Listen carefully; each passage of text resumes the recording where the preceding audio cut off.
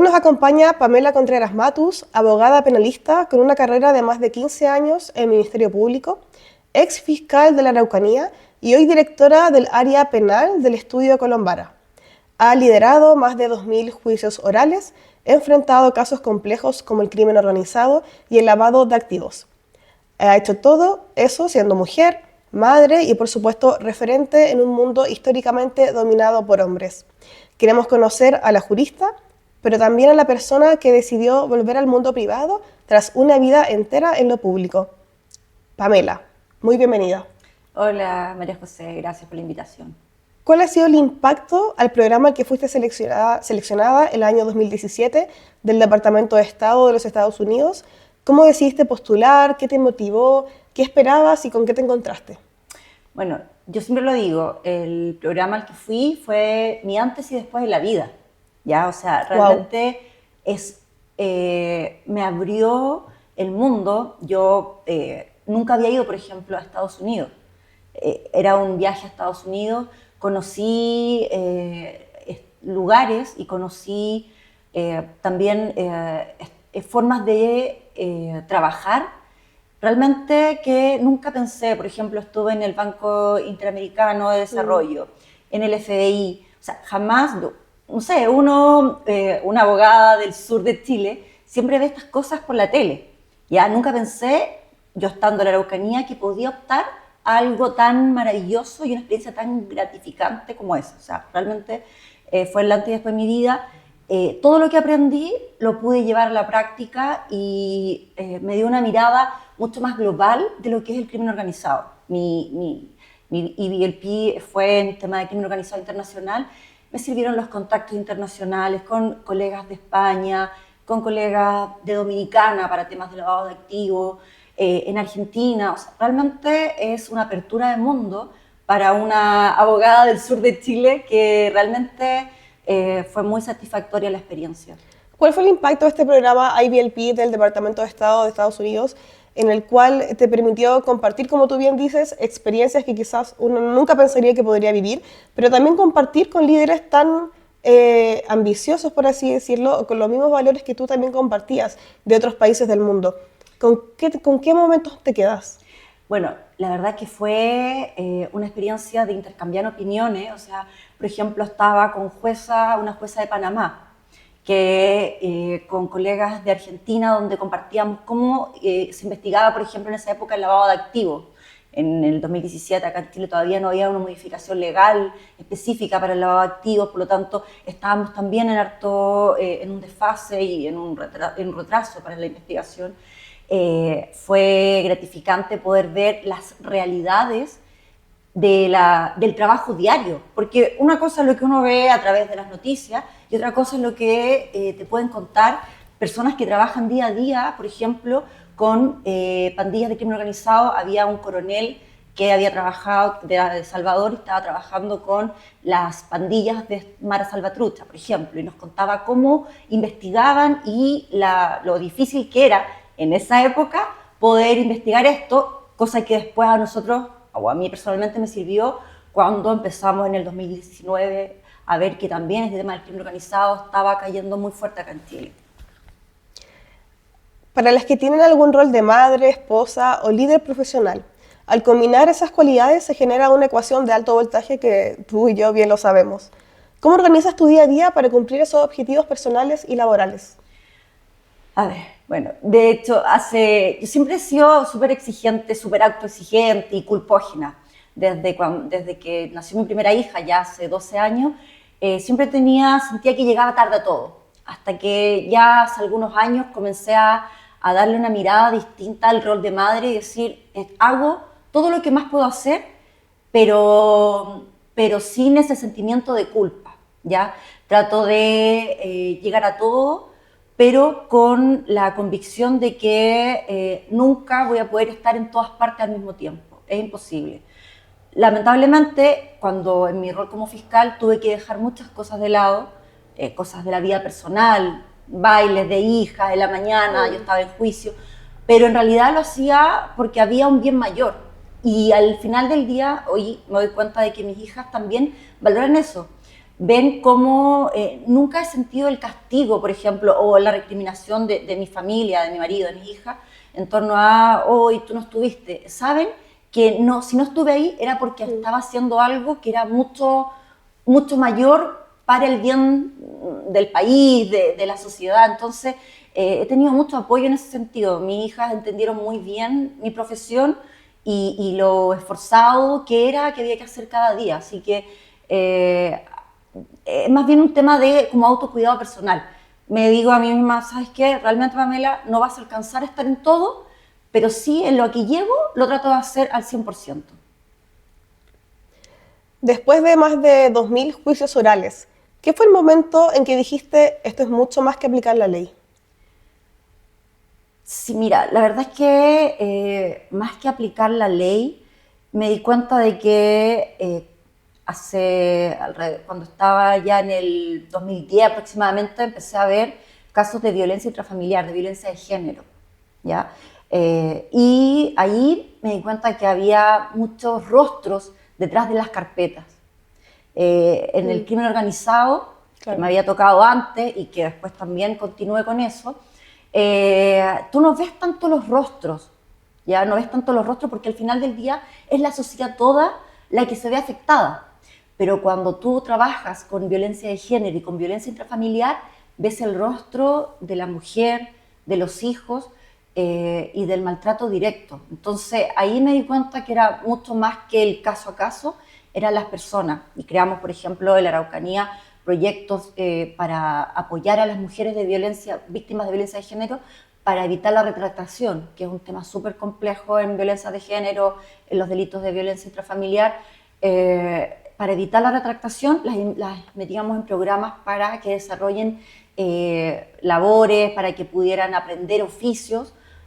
Estoy hablando de comunas muy pobres, por ejemplo, en la Araucanía, en Purén, Coyipulli, donde las mujeres muchas veces no tienen ningún oficio, no tienen cómo sostenerse y el único sustento de la casa es el hombre, y en ese caso estos programas ayudaron mucho. Y ahí dije, esto no es solo aplicar la ley, sino que también tiene un tema social detrás de esto. Y fueron una de las cosas que más me llevó como satisfacción, en verdad. ¿Tienes algún mentor en el área del derecho o en la vida? Mira, la verdad es que en el derecho te podría decir que no tengo como alguien a quien siga específicamente. En la vida sí. Mi papá, más allá de que mi papá es una persona que no tiene mayores estudios, pero sí es una persona muy sabia. Y él, cada vez que tengo un problema, él siempre o me ha apoyado o me da el mejor consejo de la vida. O sea, sin que siquiera sepa mucho ni entiende mucho qué es lo que hago, pero conociéndome, yo sé que es el consejo más de corazón que puedo tener. Entonces, cuando tengo complicaciones en el trabajo, en la vida, lo que sea, le digo, mira papá, me pasa esto, no necesito que lo entiendas, pero ¿qué haría? ¿Qué debo hacer? Y dice, mira, esto, y siempre con un cariño, pero infinito. Entonces, yo creo que mi papá es como, ha sido como un fuerte apoyo en mi vida. Solo alrededor del 22% de los fiscales regionales en Chile son mujeres. Y la mayoría proviene de la Universidad de Chile, por supuesto. Tú, formada en la Universidad Austral y liderando la Fiscalía Adjunto en la Araucanía por más de 15 años. Ahora extrapolas ese liderazgo al mundo privado. ¿Cómo viviste romper ese molde estadístico con un perfil distinto y en una región tan compleja? ¿Y qué impacto crees que tiene eso para otras mujeres que les gustaría seguir tu camino? Yo creo que efectivamente en la Araucanía, cuando partí en el 2007, de hecho era la única fiscal mujer en Malleco, ¿ya? Entonces siempre cuento esto como una anécdota porque realmente era muy complejo ser fiscal en esa época. Cuando yo tenía turnos de noche, me llamaban y querían hablar con el fiscal. Con ella habla. No, quiero hablar con el fiscal. No te puedo creer. No una vez, me pasó muchas veces. Sí, y el fiscal que estaba en esa época, Juanito, no está, ya, pero yo estoy de turno, usted me puede hablar, ya, bueno, y como a regañadientes te contaban como si tú realmente no los pudieras entender. O sea, el mundo de trabajar con las policías es un mundo absolutamente machista, muy, muy machista, y más en la zona de Malleco, donde nadie te veían y nadie decía, oye, ella va a estar en los campos, o ella va a andar, jamás se va a ensuciar los tacos, ¿ah? Pero, por ejemplo, me pasaba mucho, 3 de la mañana, en tanqueta, entre medio de los campos, con chaleco antibalas, con casco, me tocó estar varias veces. Y como me decían, oye, pero usted va a ir, obvio que voy a ir, y ya estaba ahí, 3 de la mañana, 4 de la mañana, viendo, llegando a los sitios del suceso, las quemas de camiones, las quemas de las iglesias, que hubo mucha época de quema de iglesias en esa zona. Entonces, con el ejemplo y con la práctica, tú vas rompiendo Paradigmas. Exacto, estas como trancas de la gente, especialmente del mundo, desde el punto de vista masculino, de decir, ella porque es mujer no puede estar aquí. No, a medida que me veían que sí se podía y que también muchas colegas me decían, oye, pero ¿y tú tienes hija y cómo lo haces? Bueno, mis hijas tienen un papá y se quedaban con el papá y yo partía y de repente me amanecía en estos sitios del suceso y después me llegaba a duchar y me iba a un juicio oral. Y yo creo que detrás de todo esto también está la pasión que tú le das a las cosas que haces. A mí me apasionaba mucho ser parte de la fiscalía y realmente creo que eso marca la diferencia y se nota, se transmite cuando tú haces tu trabajo. Entonces, ¿crees tú en la conclusión de que las instituciones, en este caso policía, PDI, etcétera, sí son un poco machistas o quizás les falta experiencia de trabajar con mujeres? Yo creo que sí, son muy machistas, son instituciones que ellos han cambiado, han querido incorporar, hacen como estos maquillajes de soy feminista porque incorporo a una mujer. Cuota, por cuota, básicamente. Efectivamente, pero que en la práctica no llegan las mujeres a tomar las grandes decisiones, por ejemplo.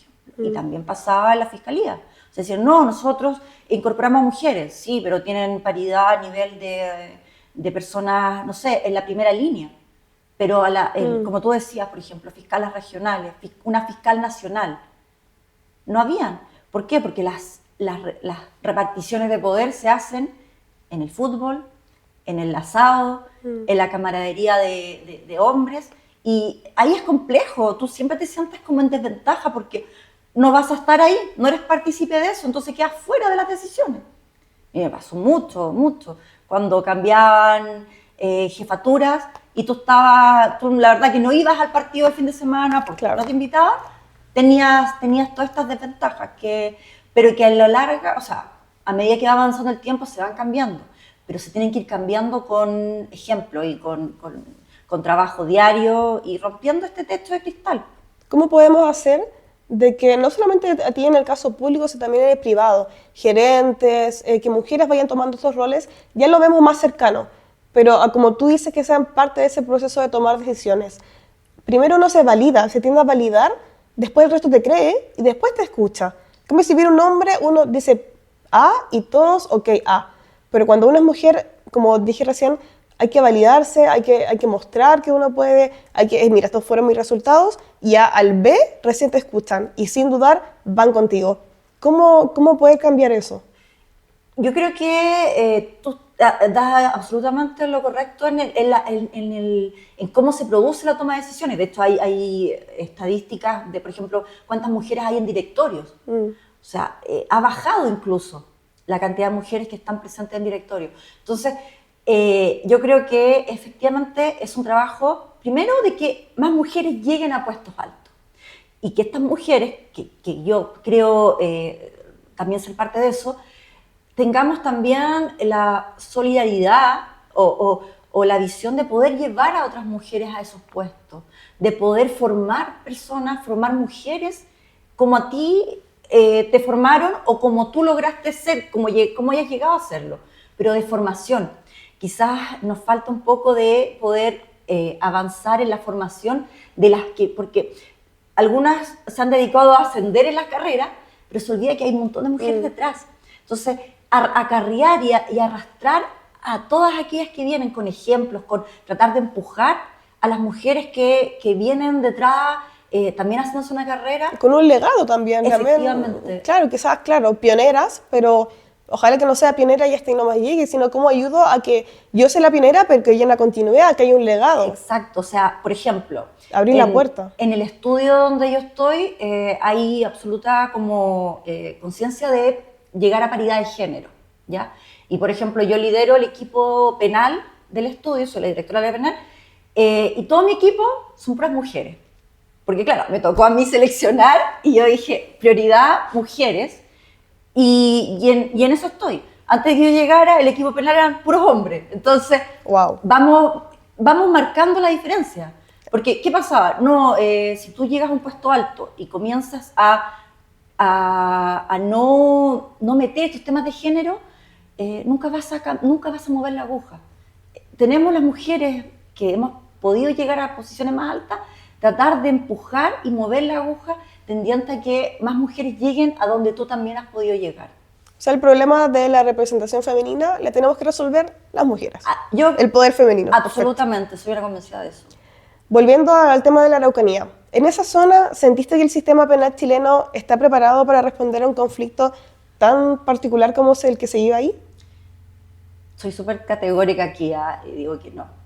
Lamentablemente, el conflicto, la violencia rural que se vive en la Araucanía es un tema más bien político que el sistema penal, el sistema judicial no está en condiciones de resolver y que tampoco yo creo que quiere resolverlo. No hay herramientas para poder resolver la magnitud de ese problema que tiene tantas aristas. ¿Cuáles serían esas herramientas que podrían ayudar? Yo creo que pasan por un tema, o sea, por un tema político, absolutamente por un lado político, y las otras herramientas son, por ejemplo, establecer medidas de protección más eficaces para los jueces. Por ejemplo, en su momento, cuando tuvimos juicios de gran connotación, yo estuve, por ejemplo, en el caso Luxinger Macay, en la Araucanía, yo sé y se sabía que habían jueces que les daba miedo. Y te decían después, a mí me da miedo condenar porque yo vivo acá en Temuco o vivo en Angol, en tal calle, todos saben dónde vivo y por lo tanto, bueno, eran conocidos los casos en que afuera de las casas de los fiscales, por ejemplo en Angol, de repente aparecían lienzos con frases amenazantes. O sea, si le pasó ese matrimonio, ¿por qué no le puede pasar a un fiscal? Si al final, después del trabajo, somos todos ciudadanos chilenos. Y especialmente, por ejemplo, en ciudades donde son más pequeñas, como te digo, Angol, Coyipulli, donde tú caminas y en el supermercado te encuentras con... Es el supermercado. Te encuentras con todas las personas que viven ahí y tu casa, saben todos dónde vives, en la misa del domingo te encuentras con todo, entonces es complejo. Yo creo que ahí faltan herramientas jurídicas, como por ejemplo las medidas de protección, tanto a fiscales como también a jueces, pero medidas de protección efectivas, como por ejemplo las que hay en Estados Unidos. En honor al tiempo no vamos a entrar ahí en ese porque es un debate bastante amplio. En el sistema público existe cierta estabilidad y protección legal, pero en el privado hay una exigencia constante de resultados y clientes. ¿Cómo recalibraste tu nivel de presión tras dejar el cargo institucional? Bueno, la verdad que el dejar la fiscalía fue una decisión súper pensada. Estuve, yo creo que 2 o 3 años pensando, ¿Harto? sí, viendo, porque en realidad era si tú me preguntas, cuando yo salí de la universidad, mi sueño era ser fiscal. Yo cuando llegué a ser fiscal dije, aquí me quedo y esto es mi sueño y nunca más me muevo de acá. Además que tenía un sueldo fijo, había cumplido mi sueño a esa altura, o sea, 2007, 2008. ¿A qué edad? 28 años. O sea, a los 28 años podríamos decir que cumpliste tu sueño de ser fiscal. De ser fiscal. Absolutamente. Pero ¿qué pasó? Me empecé a dar cuenta de esto a medida que pasaban los años y que yo partí con una fiscalía muy joven, o sea, estaba recién la reforma, instalándose la Araucanía a nivel país, y claro, había mucha ilusión de esta institución autónoma, de esta institución que era joven y que por lo tanto era fácil de mover, tenía valores institucionales súper fuertes, pero a medida que empezaron a pasar los años y se empezaron a ver de que no era tan autónoma y que no era tan independiente políticamente, la verdad es que hay un poco de desilusión. Entonces, al desilusionarme de esta fiscalía que tan perfecta como la veía yo, empecé a darme cuenta de que era momento de cambiar y ya no era el lugar donde quería estar, y quería probar un nuevo escenario como era el mundo privado. Y la verdad que me he acostumbrado bastante rápido, yo creo, al mundo privado, para haber pasado tanto tiempo en el sistema público. Estuve casi 17 años. Pero la verdad que en el mundo privado, si uno trabaja con la misma pasión con la que trabajé en el mundo público como fiscal, las cosas resultan y muestran la diferencia. Yo pensé que iba a ser mucho más difícil. El mundo privado es muy competitivo, todos te dicen, hay muchos estudios y hay muchos abogados, sí, pero también hay muchos fiscales y también hay muchas mujeres. Pero en realidad yo creo que va en la pasión y en las ganas de trabajar que cada uno le pone y en alcanzar las metas. Eso para mí es un objetivo claro y por lo tanto no me ha costado integrarme al mundo privado ¿Cómo pensaste? como pensé y como muchas personas de aportar a la sociedad y de marcar alguna diferencia. Ya, vamos a ver y trabajar casos de droga. No, era también, fue como muchas políticas públicas que no funcionaban, los sistemas no conversaban. Luego de eso empecé también a darme cuenta de que yo, a pesar de que me había preparado mucho, a diferencia de muchos colegas que me decían, oye, pero ¿para qué sigues estudiando si en realidad aquí no nos pagan más por estudiar? Bueno, me preparé mucho, por ejemplo, tenía magíster en temas de gestión, en temas de cosas que otros colegas era como, ¿por qué estás estudiando gestión si puedes estudiar penal? Es que me interesa darle como una mirada más ejecutiva a la fiscalía, pero que en realidad esperando siempre la oportunidad de poder tener, por ejemplo, un cargo como de fiscal regional. Pero el problema es que me daba cuenta de que esos cargos no era posible acceder, porque como te decía, el tema de las mujeres quedaba siempre, aunque te prepararas, tuvieras la experiencia, lo hicieras súper bien, era como, bien Pamela, lo hiciste súper bien, eres la mejor. Pero no puedes llegar acá porque aquí está mi amigo que va a ocupar este puesto. Entonces, cuando te empiezas a chocar contra la pared todo el tiempo, después en Santiago, lo mismo, sigues haciéndolo, entre comillas, súper bien. Y te felicitan y te dicen, oye, excelente, puta, la mejor de los casos, anda a trabajar a otra unidad porque queremos que nos arregles esto.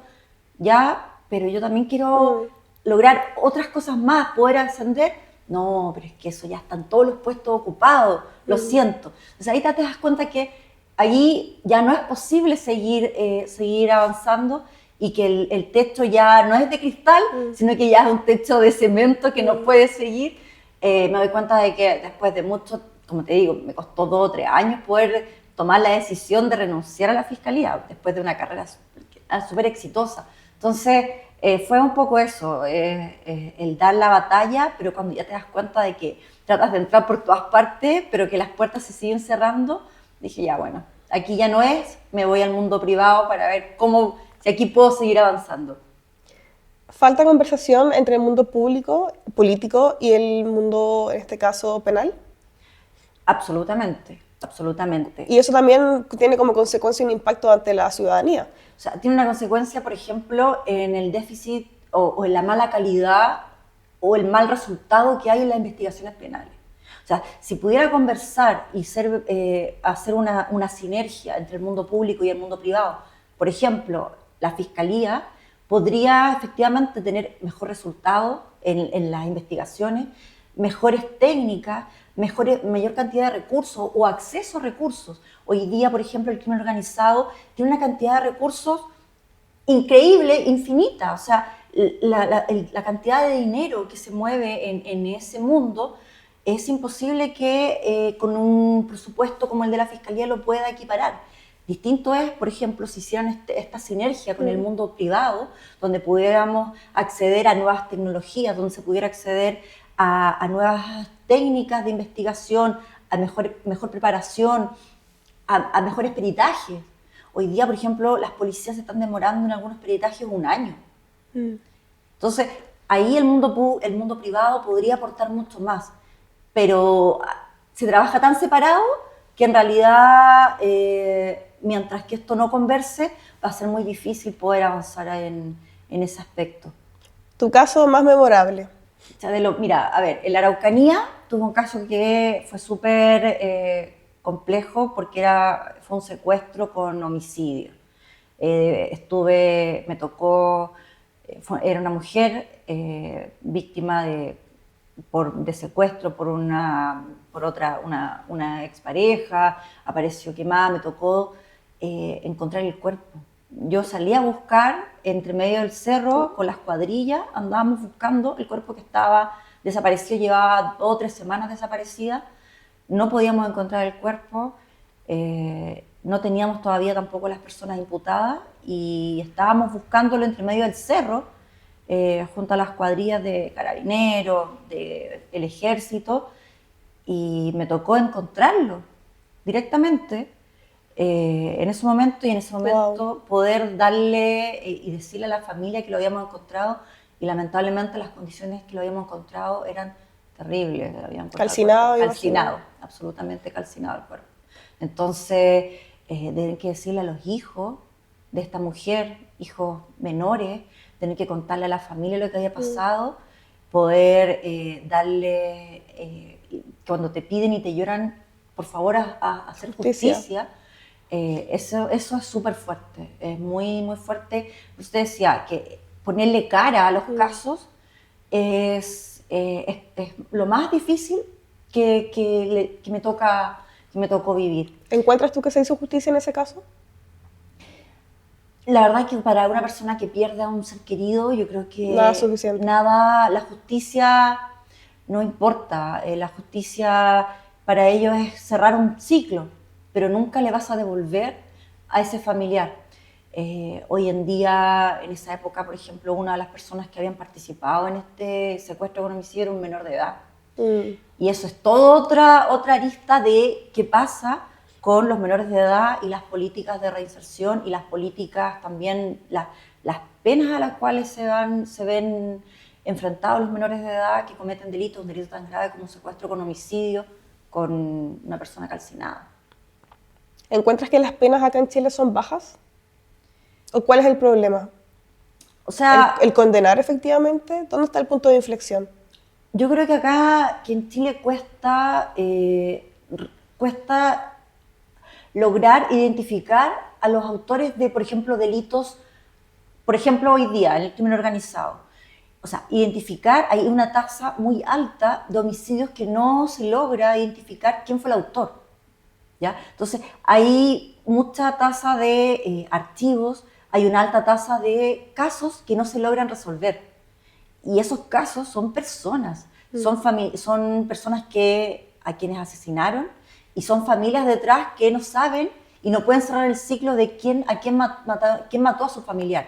Entonces, yo creo que una de las grandes dificultades de nuestro país que hoy día tiene es poder lograr la identificación de los autores de los delitos. Inteligencia, básicamente. Inteligencia, apoyo de nuevas tecnologías, que realmente, como lo que volvíamos en la conversación anterior, es decir, si tuviésemos esta sinergia entre el mundo público y privado, se podría haber mucho más acceso a este tipo de pruebas, lo cual hoy día no se accede porque no conversan. O sea, carencia de inteligencia, tecnología e innovación. Así es.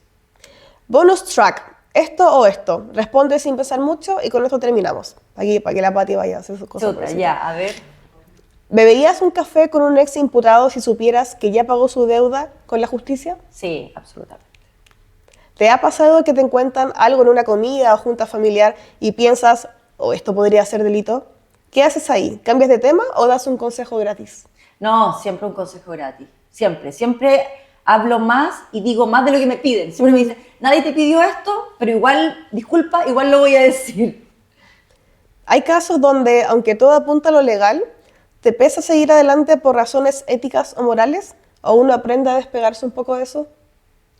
No, yo creo que en la fiscalía una de las cosas que aprendí era despegarme o sea, si hay algo que es justo, hay que avanzar. Más allá de los pensamientos internos que uno pueda tener o de pensamientos incluso políticos, respecto de causas. O sea, ahí uno hace lo que tiene que hacer por temas de justicia. ¿Dejarías que un algoritmo decidiera si alguien es culpable o inocente, si eso garantiza un juicio más rápido y sin sesgos? Hablando de inteligencia artificial, que ahora está tan de boga.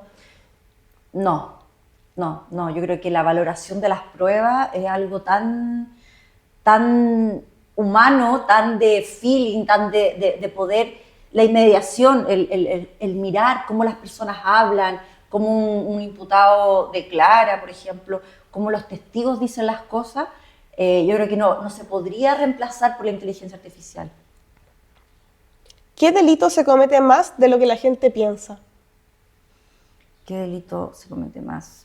Tú que tienes los números a tu favor. Sí, yo creo que la violencia intrafamiliar, hay mucha cifra negra en ese mundo. Y se sabe mucho menos de lo que realmente existe. Y para terminar, ¿qué es lo más inesperado que alguien te ha dicho justo antes de entrar a una audiencia? Ay, Que te descoloca y... Sí, me acuerdo. Lo que más inesperado era que yo estaba por entrar a un control de detención de un imputado adolescente que ya había pasado muchas veces detenido, era un adolescente de 15 años muy contumaz en cometer robos a autos, no robos violentos, pero sí robos en vías nacionales. Y antes de entrar a la audiencia me toma la mamá del adolescente y me dice, fiscal, y yo pensé que me iba a insultar o amenazar, por favor déjelo preso. No. Sí, fue como, soy la mamá del imputado, pero por favor, porque este cabrón me tiene hasta la coronilla, por favor déjelo preso. Para que aprenda. Sí, y eso ha sido lo más... ¿Cuántos años tenía? 15 en ese Wow. Sí. No, por eso, porque en general las mamás, siempre tú tienes a las mamás que escuchan, te piden por los hijos, me mandaban cartas, que mi hijo es tan buen hijo, aunque haya hecho lo que sea, pero la mamá siempre, esto me llamó la atención, decía, el nivel de saturación que había tenido esa madre para pedir, por favor, déjelo preso. Claro, este chico ya había pasado varias veces detenido y como era adolescente... Menor de edad, me imagino que no quedaba... No quedaba detenido, entonces era pasar día por medio. ¿Y no quedó detenido, sabes, tampoco? No quedó detenido porque los delitos no ameritaban quedar detenido, porque siempre cometía delitos de como baja pena y no daba para quedar detenido. Pero fue impactante, creo que todavía me acuerdo de la cara de la mamá sujetándome antes de entrar a la sala de audiencia, diciendo que por favor, y lo comentaba después con los colegas, uy, la mamá me pidió que por favor lo dejara preso. Sí, fue muy, muy extraño. Muy, muy extraño.